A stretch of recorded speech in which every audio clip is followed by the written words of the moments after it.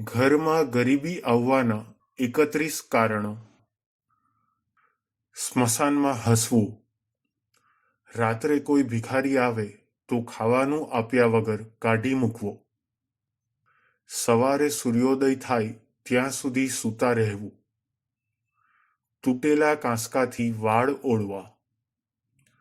ફૂંક મારીને દીવો ઓલવવો.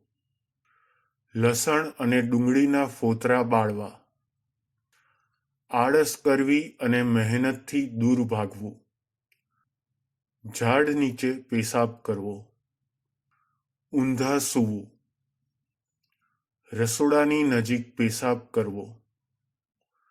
છેતરપિંડી અને બળજબરીથી કોઈના પૈસા પડાવી લેવા. શૌચ કરતી વખતે વાત કરવી. ઘરમાં કચરો રાખવો. આવક કરતાં વધુ ખર્ચ કરવો.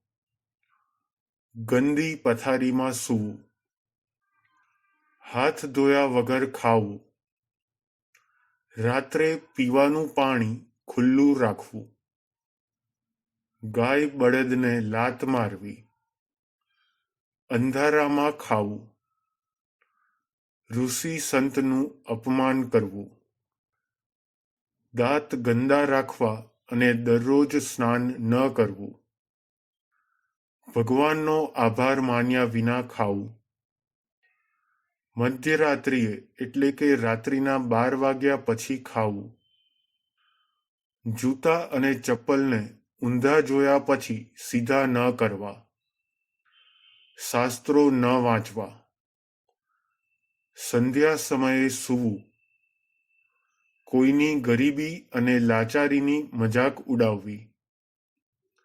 દેવતાઓનું અપમાન કરવું. રાત્રે કચરો વાળવો. સ્નાન કર્યા વિના અને આરતી સમયે ભોજન કરવું. પડોશીઓનું અપમાન કરવું અને ગાળો દેવી.